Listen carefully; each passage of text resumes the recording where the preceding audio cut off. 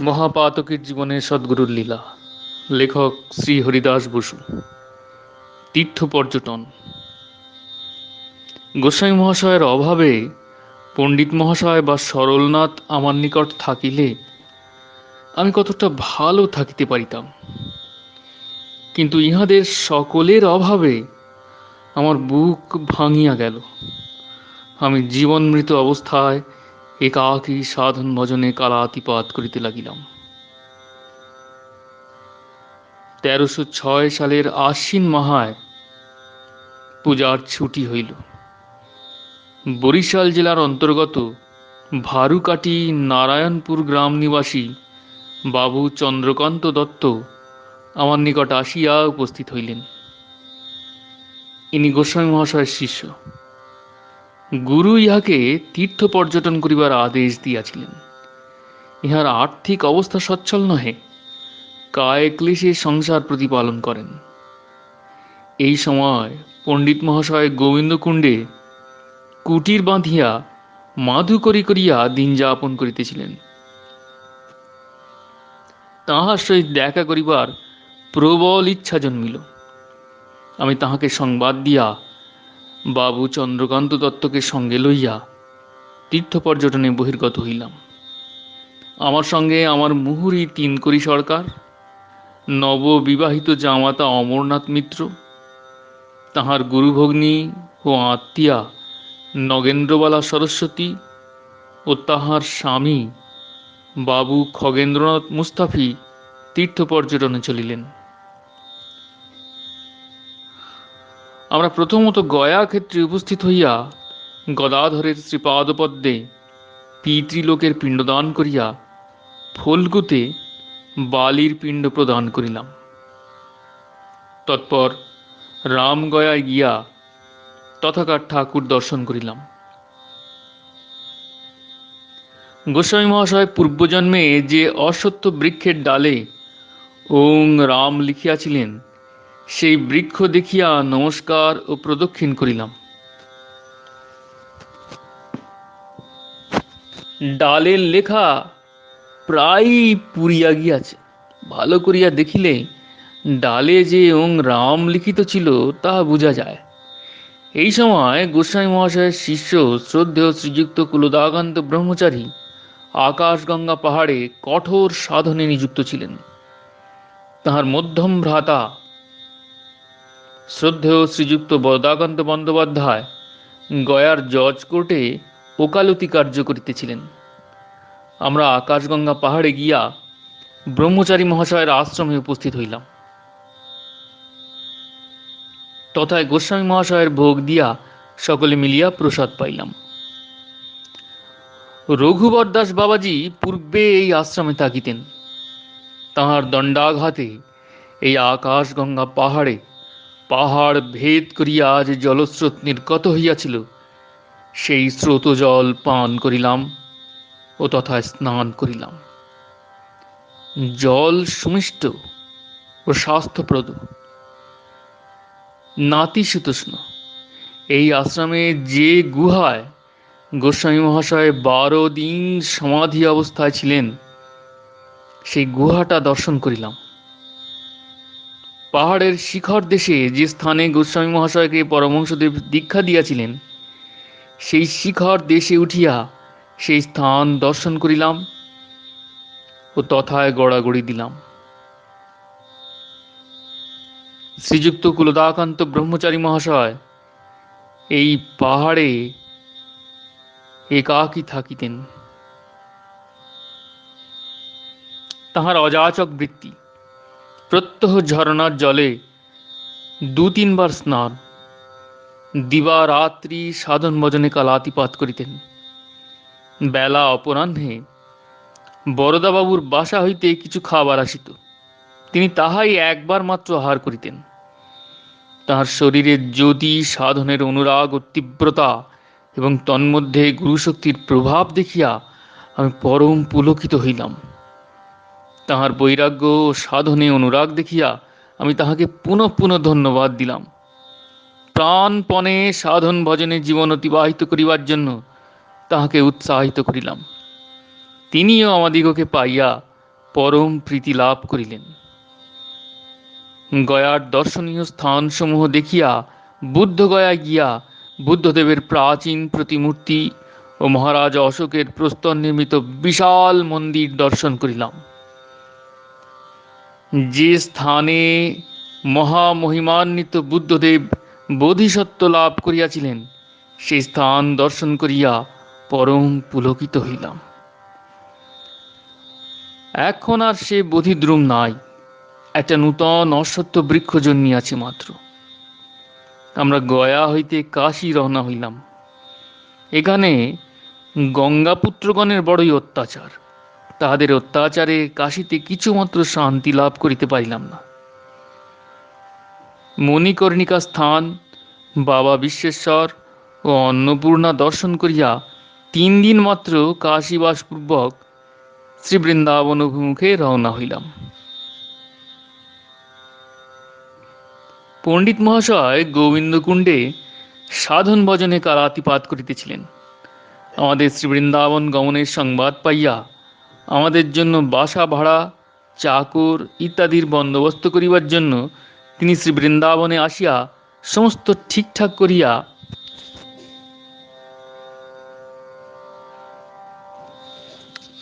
আমাদের আগমনের প্রতীক্ষা করিতেছিলেন। আমরা শ্রীবৃন্দাবনে পৌঁছিয়া তাহাকে প্রাপ্ত হইয়া পরমানন্দ লাভ করিলাম। পণ্ডিত মহাশয় আমার পরম হিতৈষী ধর্মবন্ধু ছিলেন। আমার ধর্মলাভ হইলেই তাহার পরমানন্দ। যদিও এই সময় তাহার প্রত্যহ জ্বর হইত, তথাপি তিনি আমাদিগকে এক দণ্ড বিশ্রাম করিতে দিতেন না। প্রত্যহ ভোরবেলায় আমাদিগকে বিছানা হইতে উঠাইয়া আমাদিগকে লইয়া ঠাকুর ও সাধু দর্শনে বহির্গত হইতেন। যে স্থানে যে ঠাকুর ও সাধু সজ্জন আছেন, সকলের নিকট লইয়া গিয়া দর্শন করাইতেন।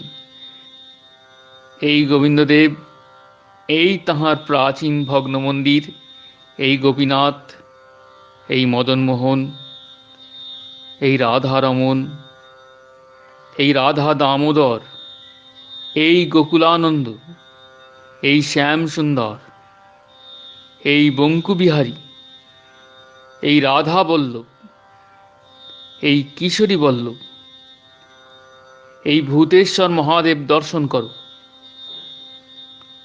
পণ্ডিত মহাশয় আমাদিগকে শেঠের বাড়ি, লালাবাবুর কুঞ্জ, তাহার সমাধি, তানসেনের গুরু হরিদাসের সমাধি, সনাতন গোস্বামীর সমাধি প্রভৃতি বিখ্যাত বিখ্যাত লোকের সমাধি ও প্রসিদ্ধ প্রসিদ্ধ স্থান সকল দর্শন করাইলেন।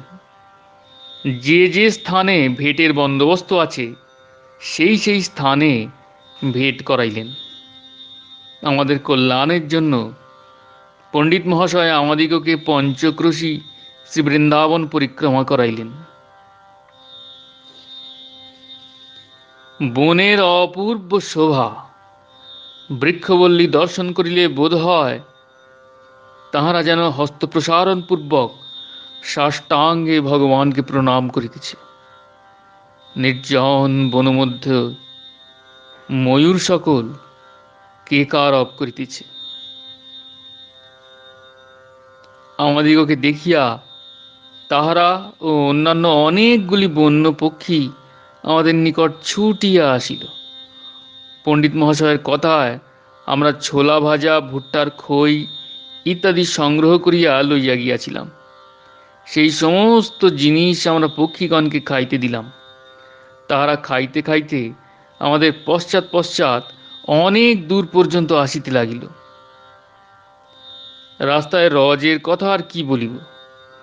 রজ এমন মোলায়েম যে শরীরে লাগিলে শরীর যেন জুড়াইয়া যায়।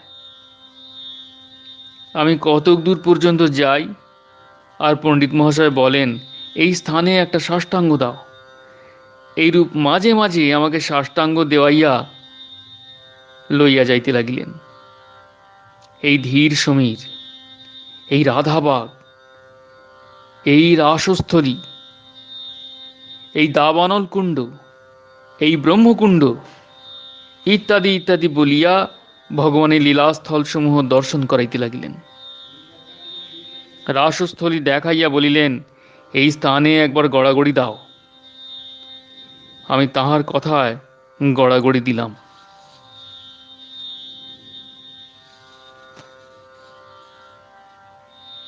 বনমধ্যে এইরূপে যাইতে যাইতে আমার বুকের উপর কি একটা পড়িয়া ভূতলে পড়িয়া গেল। আমি তাহা কুড়াইয়া লইয়া দেখিলাম একটি সুন্দর দোনা। ইহা মাকড়সা বা অন্য কোনো কীটের তন্তু দ্বারা নির্মিত হয় নাই, ইহা বৃক্ষের একটি পত্রের দ্বারা সুনির্মিত একটি বোঁটা। আমি গোস্বামী মহাশয়ের মুখে দোনার কথা শুনিয়া পূর্বে তাহাকে কত বিদ্রূপ করিয়াছিলাম, এখন গোস্বামী মহাশয়ের কথার সত্যতা প্রমাণ করাইবার জন্য ও আমার দুর্মতি দূর করিবার মানসে ভগবান কৃপা করিয়া আমাকে এই অপূর্ব দোনা দেখাইলেন। বৃক্ষের দিকে দৃষ্টিপাত করিলাম, আর কোনো দোনা দেখিতে পাইলাম না। এই দোনা দেখিয়া আমার আত্মগ্লানি উপস্থিত হইল। আমি আপনাকে শত শত ধিক্কার দিলাম। রাত্রি 9টার সময় বাসায় ফিরিয়া আসিলাম।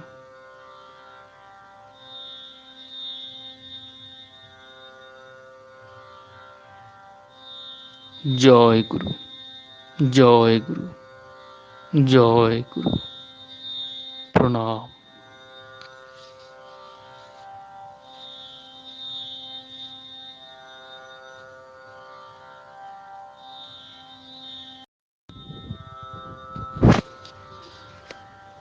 মহাপাতকের জীবনে সদ্গুরুর লীলা।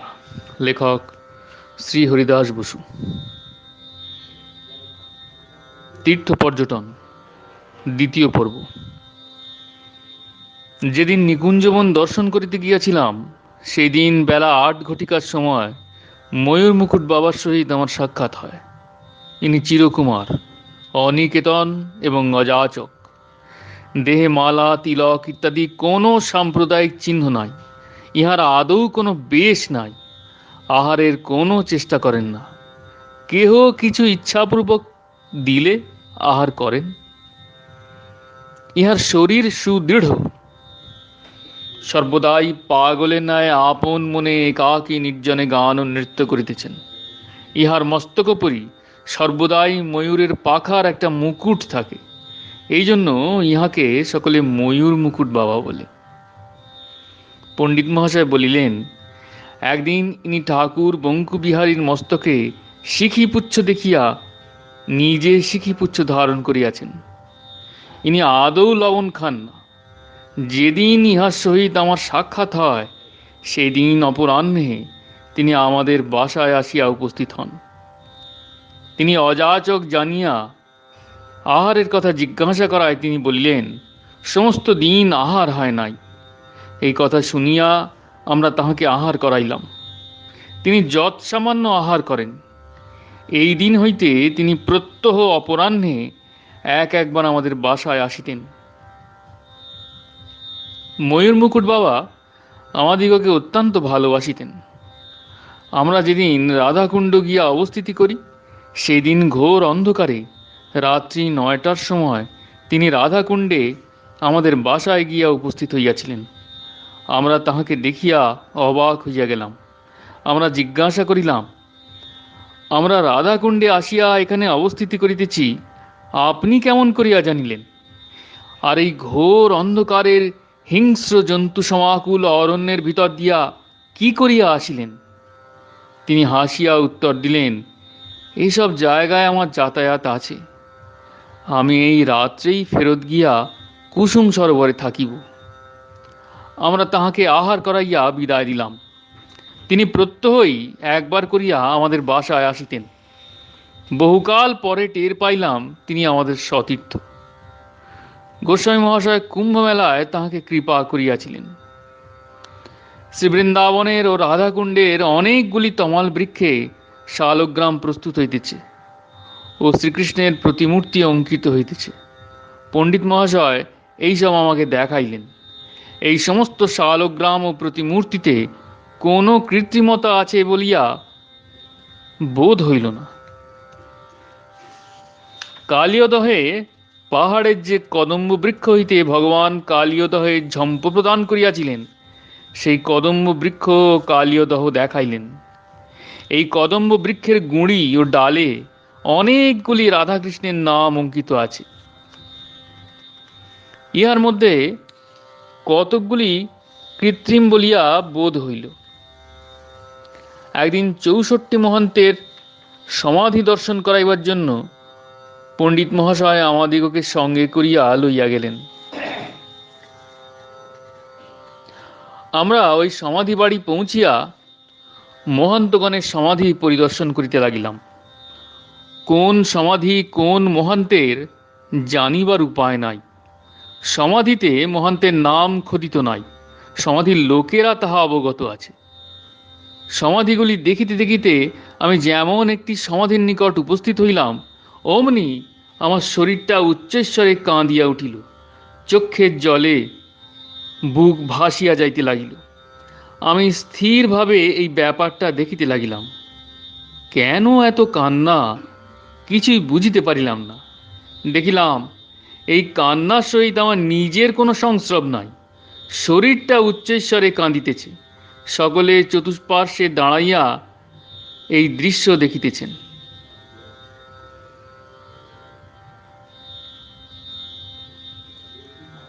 কিছুকাল পরে কান্নাটাও থামিয়া গেলে পণ্ডিত মহাশয় এই কান্নার কারণ অনুসন্ধানে প্রবৃত্ত হইলেন। সমাধিস্থানের লোকদিগের নিকট গিয়া একজন অভিজ্ঞ লোককে ডাকিয়া আনিলেন। সেই লোকটিকে এই সমাধিটি দেখাইয়া জিজ্ঞাসা করিলেন, এই সমাধিটি কোন মহান্তের? লোকটি উত্তর করিলেন, এই সমাধি বসু রামানন্দের সমাধি। তখন এই কান্নার কারণ বুঝা গেল। বসু রামানন্দ আমার পূর্বপুরুষ, শ্রীমন মহাপ্রভুর জনৈক পার্ষদ। বৈষ্ণবগণ ইহাকে চম্পকলতা সখী বলিয়া অভিহিত করেন। তাহার বংশধর আমাকে এই শ্রীবৃন্দাবনে তাহার সমাধির নিকট উপস্থিত হইতে দেখিয়া আমাকে জানাইলেন তিনি সিদ্ধ দেহে ভগবানের নিত্য লীলায় বর্তমান আছেন এবং তাহার কৃপা দৃষ্টি আমার উপর আছে। আমি ওই সমাধিতে গড়াগড়ি দিয়া অপর সমাধিগুলি একে একে দেখিতে লাগিলাম। অধ্যাত্ম জগতের বিচিত্র ব্যাপার। মায়ামুগ্ধ জীব এ জগতের সংবাদ কি প্রকারে জানিবে? আমি এই ব্যাপারে যাহা বুঝিলাম তাহাই এখানে লিপিবদ্ধ করিলাম। শ্রীবৃন্দাবনের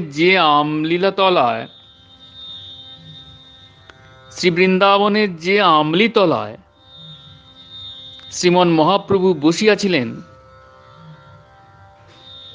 পণ্ডিত মহাশয় সেই আমলিতলায় আমাদিগকে লইয়া গেলেন। সেই তেঁতুল গাছের তলাটা একটু বাঁধন আছে। সে স্থানে উপস্থিত হইয়াই উচ্চৈঃস্বরে কাঁদিতে লাগিলাম। কেন কাঁদি তাহা বুঝি না, অথচ কান্না থামাইতে পারি না। আমি কান্না থামাইবার চেষ্টা করিতে লাগিলাম, কিন্তু শরীরটা থামে না।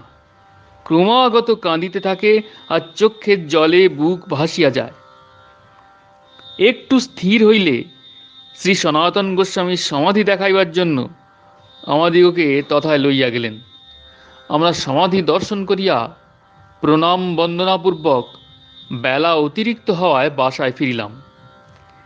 শ্রী বৃন্দাবনের ব্রহ্মচারীর বাড়ি ও সাজির বাড়ি প্রভৃতি আরও সুবিখ্যাত বাড়ি ও ঠাকুর সেবা দর্শনপূর্বক বেলবনে লক্ষ্মী ঠাকুরানী, মানসরোবরে মানিনী শ্রীমতীকে দেখিলাম। রাসোৎসব শেষ হইলে আমরা মথুরায় চলিলাম। মথুরায় ৩ দিন থাকিয়া তথাকার সমস্ত সেবা ও দর্শনীয় স্থান সকল দর্শন করিলাম। একদিন সন্ধ্যার পর একখানা নৌকা ভাড়া করিয়া বিশ্রামঘাটের আরতি দর্শন করিতে গেলাম। ভগবান শ্রীকৃষ্ণ কংসবধের পর এই স্থানে বিশ্রাম করিয়াছিলেন, এই জন্য ইহার নাম বিশ্রাম ঘাট। এই স্থানে প্রত্যহ যমুনামায়ীর আরতি হয়। ইহা একটা দেখিবার জিনিস। দেবালয়ে পঞ্চপ্রদীপে আরতি হইয়া থাকে, এখানে ৮৪ প্রদীপে আরতি হয়। পূজারী 2 হাতে 84 প্রদীপের ডান্ডা ধরিয়া ভক্তিভরে যমুনামাইকে আরতি করিতেছেন। আর সহস্র সহস্র স্ত্রী পুরুষ বালক বালিকা কেহ পাহাড়ে কেহ নৌকার উপর দাঁড়াইয়া ভক্তির সহিত আরতি দর্শন ও যমুনামাইকে প্রদীপ দিতেছেন। এ দৃশ্য দেখিতে বড়ই সুন্দর। যমুনার কচ্ছপগণকে খাওয়াইবার জন্য অনেকে বুট ভাজা ভুট্টার খই যমুনা গর্তে ছড়াইতেছেন। আমরা ওই সকল জিনিস সংগ্রহ করিয়া লইয়া গিয়াছিলাম। আমরাও যমুনাতে বুট ভাজা ও খই ছড়াইতে লাগিলাম। শত শত কচ্ছপ জলের উপর ভাসিয়া খাইতে লাগিল। একে রাত্রিকাল, তাহাতে গভীর জল, বানরের যাইবার উপায় নাই, কিন্তু বানরগুলা ছাড়িবার পাত্র নহে। তাহারা লাফাইয়া লাফাইয়া ভাসমান কচ্ছপের পৃষ্ঠে বসিয়া বুট ভাজা ও খই খাইতে লাগিল। বানরের ভরে যেমনই কচ্ছপটা জলমধ্যে ডুবিয়া যাইতে লাগিল, অমনি বানরগুলা অপর ভাসমান কচ্ছপের পৃষ্ঠে লাফাইয়া গিয়া নদীস্থ বুট ভাজা ও খই খাইতে লাগিল। এইরূপে কচ্ছপ ও বানর একত্রে খাইতে লাগিল। দেখিবার তামাশা বটে।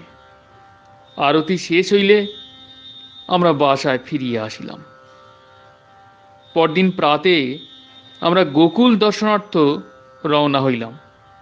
গোকুল পৌঁছিয়া নন্দ মহারাজের বাটি, যমলার্জুন ভঙ্গের স্থান, পুতনার দেহপতনের স্থান ও অন্যান্য যাবতীয় দর্শনীয় স্থান দর্শন করিয়া অপরাহ্নে মথুরায় ফিরিয়া আসিলাম। মথুরার যাবতীয় বিগ্রহ ভগবানের লীলার স্থানসমূহ দর্শন করিয়া আমরা রাধাকুণ্ড দর্শনার্থ রওনা হইলাম। রাধাকুণ্ডে কয়েকদিন অবস্থিতি করিয়া শ্যামকুণ্ড ও রাধাকুণ্ডে স্নান তর্পণাদি কার্য শেষ পূর্বক তথাকার যাবতীয় বিগ্রহ দর্শন করিতে লাগিলাম। ব্রজমাইদের নিকট মাধুকরী করিলাম। তাড়াশের প্রসিদ্ধ জমিদার বাবু বনমালী রায় বাহাদুরের সহিত আলাপ হইল। শুনিয়াছি ইহার নাকি 4 লক্ষ টাকা জমিদারির মুনাফা। ইহাকে দেখিয়া বড় লোক বলিয়া আদৌ মনে হয় না। ইহার পরিধানে সামান্য মোটা বস্ত্র, হাঁটু পর্যন্ত প্রসারিত, হস্তে হরিনামের ঝুলি, বৈষ্ণবের বেশ। ইনি পরম ভাগবত। এতাধিক ধনৈশ্বর্যের অধিকারী হইলেও ইহার মধ্যে কোনো প্রকার অভিমান বা আত্মগৌরব দৃষ্টিগোচর হয় না। জমিদারির অধিকাংশ মুনাফা কেবল দেবসেবা, বৈষ্ণব সেবা ও সাধু কার্যে ব্যয় হইয়া থাকে। ইনি বৈষ্ণব ধর্ম প্রচার জন্য যথেষ্ট চেষ্টা করিতেছেন। গোস্বামী গ্রন্থ সকল ও ভক্তিশাস্ত্রগুলি ছাপাইবার জন্য অজস্র অর্থ ব্যয় করিতেছেন। শাস্ত্রজ্ঞান লাভ করিবার জন্য যাহাতে লোকে সংস্কৃত অধ্যয়ন করে, তজ্জন্য তিনি প্রভূত চেষ্টা করিতেছেন। বাবু বনমালী রায় বাহাদুরের সহিত অনেক আলাপ করিলাম। তিনি আমাদের খুব যত্ন করিলেন। তিনি বলিলেন, আমি গৃহস্থাশ্রমে থাকায় দাদা অত্যন্ত দুঃখিত। তাহার ইচ্ছা যে আমি কৌপিন কান্থা লইয়া সংসার ত্যাগ করিয়া চলিয়া যাই। অনিত্য সংসারের মোহে কেন আবদ্ধ হইয়া থাকি? আমি স্ত্রী, পুত্র, বিষয়, বৈভব সমস্তই পরিত্যাগ করিতে পারি, কিন্তু প্রাণেশ্বরীর সেবা হইবে না। এই চিন্তাতেই আমাকে আকুল করিয়া ফেলে। আমি কোনো রকমেই প্রাণেশ্বরীর সেবা পরিত্যাগ করিতে পারি না। এখন প্রাণেশ্বরীর বিবরণ জানিবার জন্য পাঠক মহাশয়গণের কৌতূহল জন্মিতে পারে। এ কারণে প্রাণেশ্বরীর বিবরণ এই স্থানে লিপিবদ্ধ করিলাম। কোনো এক ব্রাহ্মণ পদ্মা নদীতে স্নান করিতেছেন। এমন সময় তাহার পায়ে কি একটা ঠেকিল। তিনি তাহা উঠাইয়া দেখিলেন একটি সুন্দর শ্রীবিগ্রহ, শ্রীকৃষ্ণের মূর্তি। ব্রাহ্মণ ওই বিগ্রহ বাটিতে আনিয়া সেবা করিতে লাগিলেন। দরিদ্র ব্রাহ্মণের দ্বারা ভালোরূপ সেবা হইবে না ভাবিয়া শ্রীযুক্ত বনমালী রায় বাহাদুরের পূর্বপুরুষ ওই বিগ্রহ নিজ বাটিতে আনিয়া সেবা স্থাপন করিলেন। শ্রীকৃষ্ণের বামে শ্রীমতী না থাকায় ভক্ত সেবকের প্রাণের স্বাদ মিটিল না। তাহার ইচ্ছা যে শ্রীকৃষ্ণের বামে শ্রীমতীকে দেখিয়া চক্ষুর সার্থকতা সম্পাদন করেন। এই ভক্তের একটি অষ্টম বর্ষীয়া দুহিতা ছিল, তাহার নাম প্রাণেশ্বরী। প্রাণেশ্বরীকে তিনি প্রাণাপেক্ষা ভালোবাসিতেন। হঠাৎ প্রাণেশ্বরী দারুণ জ্বরে আক্রান্তা হইলেন। তাহার বহু চিকিৎসা আরম্ভ হইল, কিন্তু ব্যারাম ভালো হইল না। চিকিৎসকেরা নৈরাশ্য হইলেন। রাত্রিকালে পিতা স্বপ্নাবস্থায় আদিষ্ট হইলেন, প্রাণেশ্বরীর জীবন রক্ষা হইবে না, তাহার মৃত্যু হইলে তাহার দেহ যেন দাহ করা না হয়। একদিন মৃতদেহ কাপড় ঢাকা দিয়া রাখিতে হইবে, পরদিন যাহা করিবার তাহা করিবে। পিতা এই স্বপ্ন দেখিয়া প্রাণেশ্বরীর জীবনে নৈরাশ্য হইলেন। যথাকালে তাহার মৃত্যু হইলে শবদেহ কাপড় ঢাকা দিয়া রাখা হইল।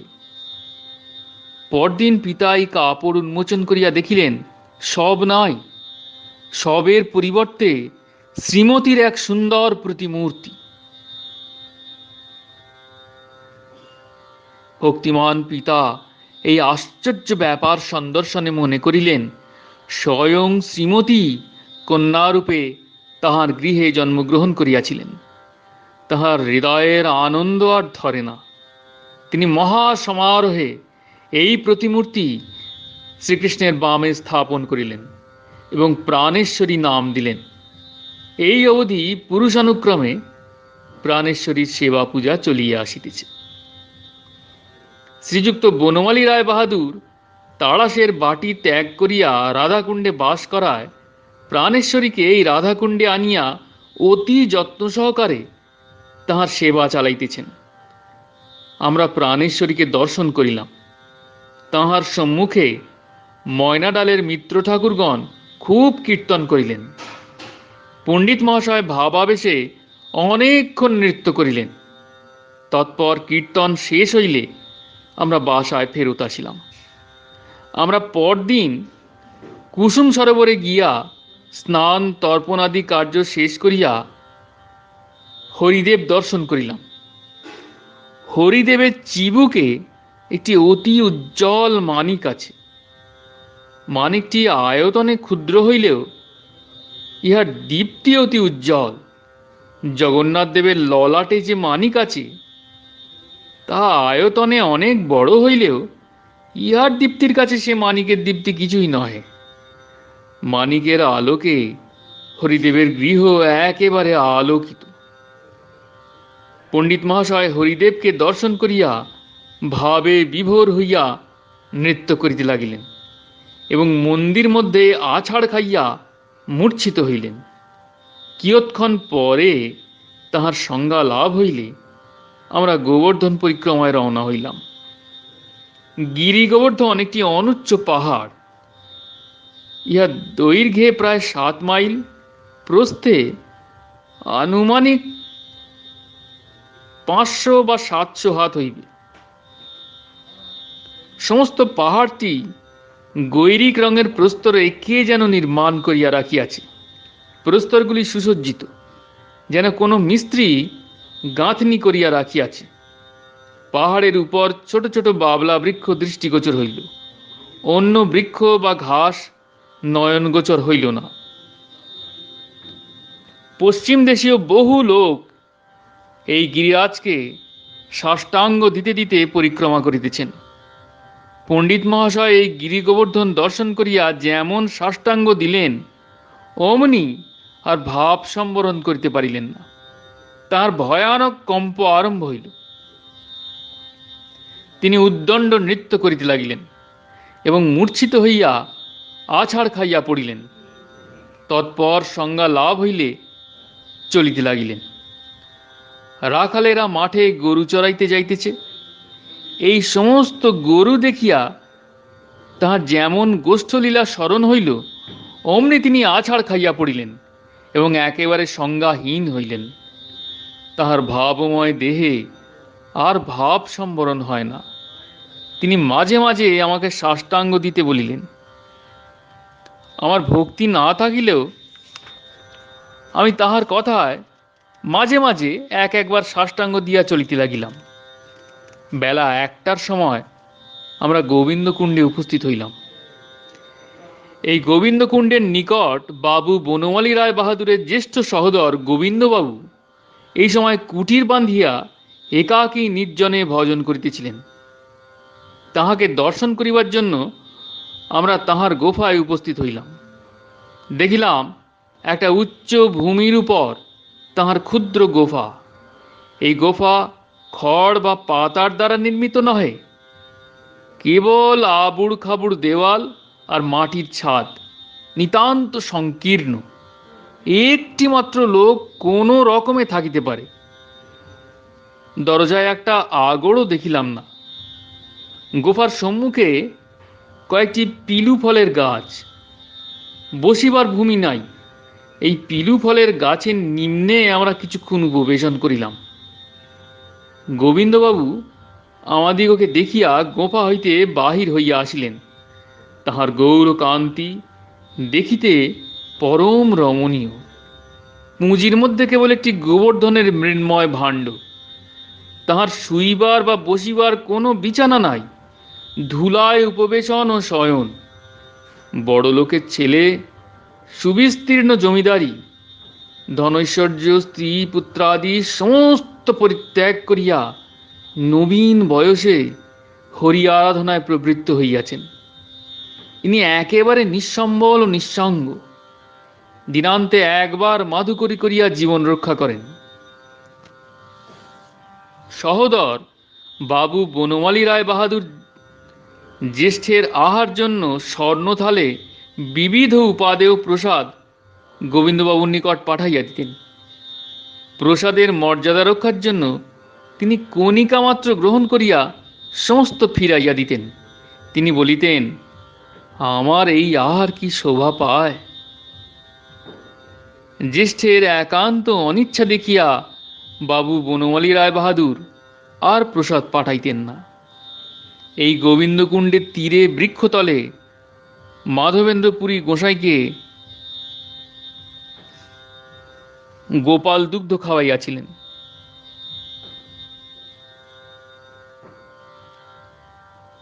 আমরা গোবিন্দবাবুর নিকট বিদায় হইয়া যে স্থানে গোপালপুরী গোসাইকে দুগ্ধ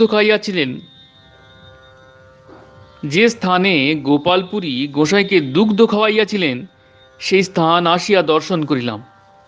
ওই স্থানটি বাঁধানো আছে। ওই স্থানে আমি সাষ্টাঙ্গ দিলাম।